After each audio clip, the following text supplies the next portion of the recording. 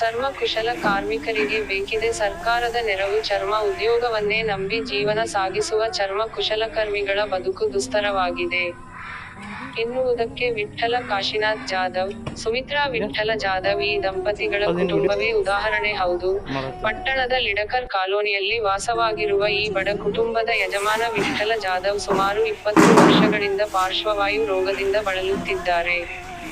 ಆದರೆ ಸರ್ಕಾರದಿಂದ ಯಾವುದೇ ರೀತಿಯ ನೆರವು ಸಿಗದೇ ಇದ್ದರೂ ಸಹ ಕುಟುಂಬ ನಿರ್ವಹಣೆ ಸಾಗಿದೆ. ಈ ಬಡಜೀವಿ ಕುಟುಂಬವು ವಿಶೇಷವಾಗಿ 3, 4 ಹಾಗೂ 5 ಫೂಟ್ ಹೀಗೆ ದೊಡ್ಡ ಗಾತ್ರದ ಪಾದರಕ್ಷೆಗಳನ್ನು ತಯಾರಿಸಿ ಸ್ವಾವಲಂಬಿಗಳಾಗಿ ಬದುಕು ಕಟ್ಟಿಕೊಂಡಿದ್ದಾರೆ.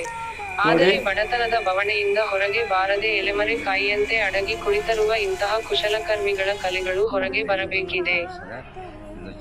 ಈ ವೇಳೆ ಚರ್ಮ ಕುಶಲಕರ್ಮಿ ವಿಠ್ಠಲ ಜಾಧವ್ ಮಾತನಾಡಿ, ನಮಗೆ ಯಾವುದೇ ರೀತಿಯ ಸರ್ಕಾರಿ ಸೌಲಭ್ಯ ಸಿಗುತ್ತಿಲ್ಲ. ಪಾದರಕ್ಷೆಗಳನ್ನು ತಯಾರು ಮಾಡಿ ಅದನ್ನು ಶೋರೂಮಗಳಲ್ಲಿ ಮಾರಾಟ ಮಾಡಿ ಅದರಿಂದ ಬಂದ ಹಣದಲ್ಲಿ ಜೀವನ ಸಾಗಿಸುತ್ತಿದ್ದೇವೆ. ಅಲ್ಪ ಸ್ವಲ್ಪವಾದರೂ ಸರ್ಕಾರದ ಆಸರೆ ದೊರೆತರೆ ಜೀವನ ಸಾಗಿಸಲು ಸುಲಭವಾಗುತ್ತದೆ ಎಂದು ತಮ್ಮ ಅಳಲನ್ನು ತೋಡಿಕೊಂಡರು.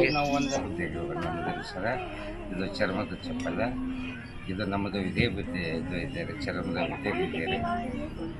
ಆಮೇಲೆ ಏನೈತಿ ನಮ್ಮದು ಬೇರೆ ಏನೆಲ್ಲ ಗೌರ್ಮೆಂಟ್ ನಮ್ಗೆ ಸವಲತ್ತು ಸಿಗ್ತಾ ಇಲ್ಲ. ಇಷ್ಟೇ ಇದಕ್ಕೆ ಶೋರೂಮ್ಗೆ ಒಯ್ತಾ ಇದ್ದಾರೆ. ನಾವು ಆರ್ಡರ್ ಕೊಟ್ಟು ಮಾಡಿಸ್ಕೊಳ್ತಾ ಇದ್ದಾರೆ ಸರ್. ನಾವು ಒಂದು 15,000 ಹೇಳಿದ್ರೆ 2,000 ಕೊಡ್ತೀನಿ, 10,000 ಕೊಡ್ತೀನಿ ಅಂತ ಹೇಳ್ತಾ ಇದ್ದಾರೆ. ಅದರಾಗ ನಾವು ಎಷ್ಟು ನಮ್ಮ ಹೊಟ್ಟಿಗೆ ಸಾಕ್ತಾ ಇದೆ ಅಂತ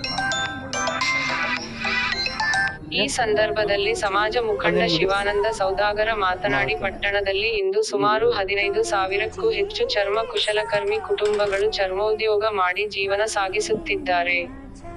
ಇವತ್ತಿನ ಪರಿಸ್ಥಿತಿಯಲ್ಲಿ ಇಂತಹ ಬಡ ಕುಶಲಕರ್ಮಿಗಳತ್ತ ಸರ್ಕಾರ ಕಣ್ಣು ತೆರೆದು ನೋಡಬೇಕಾಗಿದೆ. ಇವರ ಸ್ಥಿತಿಗತಿಗಳು ಸ್ವಲ್ಪ ಚಿಂತಾಜನಕವಾಗಿದೆ. ಸುಮಾರು 20 ವರ್ಷಗಳಿಂದ ಪಾರ್ಶ್ವವಾಯುದಿಂದ ನರಳುತ್ತಿದ್ದರೂ, ಅಂಗವಿಕಲರಿದ್ದರೂ ಸಹ ಹೊಟ್ಟೆ ಪಾಡಿಗಾಗಿ ಪಾದರಕ್ಷೆಯನ್ನು ತಯಾರು ಮಾಡಿ ಜೀವನ ಸಾಗಿಸುತ್ತಿದ್ದಾರೆ. ಇವರು ಒಬ್ಬ ಅಂಗವಿಕಲರಾಗಿಯೂ ಸಹ ಹಠ ಬಿಡದೆ ಚರ್ಮದಿಂದ 3, 4 ಹಾಗೂ 5 ಫುಟ್ ಹೀಗೆ ಅನೇಕ ರೀತಿಯ ಪಾದರಕ್ಷೆಗಳನ್ನು ತಯಾರಿಸಿ ಶೋರೂಮ್ಗಳಲ್ಲಿ ಫ್ಲೆಕ್ಸ್ವನ್ನಾಗಿ ಹಾಕುತ್ತಾರೆ.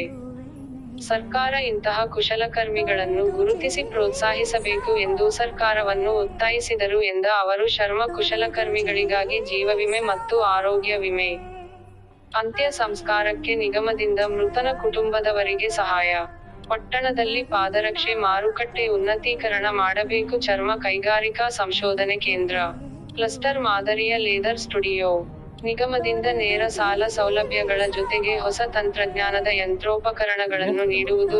ಪಟ್ಟಣದಲ್ಲಿ ಒಂದು 15,000 ಕುಟುಂಬ ಏನು ಕುಶಲಕರ್ಮಿಗಳ ಚರ್ಮೋದ್ಯೋಗನ ಮಾಡಿ ಜೀವನವನ್ನು ಸಾಗಿಸ್ತಾ ಇದ್ದಾವೆ. ಇವತ್ತು ಸರ್ಕಾರ ಅವ್ರ ಕಡೆ ಕಣ್ಣು ತೆಗೆದು ಸ್ವಲ್ಪ ನೋಡಬೇಕು.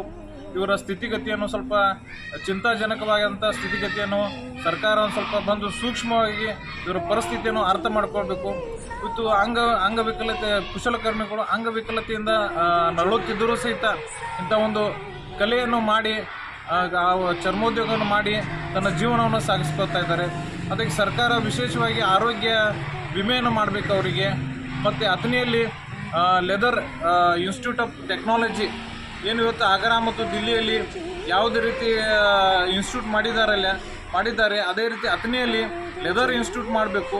ಮತ್ತು ಕುಶಲಕರ್ಮಿಗಳಿಗೆ ಬೇಕಾಗುವಂಥ ಸಾಲ ಸೌಲಭ್ಯಗಳು ಮತ್ತು ಇದರ ಜೊತೆ ವಾಹನಗಳು ಮತ್ತು ಸರ್ಕಾರದ ಯಾವುದೇ ರೀತಿಯ ಸೌಕರ್ಯಗಳು ನಮ್ಮ ಕುಶಲಕರ್ಮಿಗಳಿಗೆ ಮತ್ತು ಈ ಚರ್ಮೋದ್ಯೋಗ ಮಾಡುವಂಥ ಈ ಒಂದು ಕುಟುಂಬಗಳಿಗೆ ಸರ್ಕಾರ ನೆರವಾಗಬೇಕು ಅಂತ ನಾನು ಈ ಮೂಲಕ ಒತ್ತಾಯಿಸ್ತಾ ಇದ್ದೇನೆ ಎಂದರು. ಈ ಸಂದರ್ಭದಲ್ಲಿ ವಿಠ್ಠಲ ಜಾಧವ್, ಸುಮಿತ್ರಾ ಜಾಧವ್, ಲಕ್ಷ್ಮಣ ಜಾಧವ್, ವಿನಾಯಕ ಬಾಮಣೆ, ವಿಲಾಸ ಸೌದಾಗರ ಸೇರಿದಂತೆ ಹಲವರು ಉಪಸ್ಥಿತರಿದ್ದರು.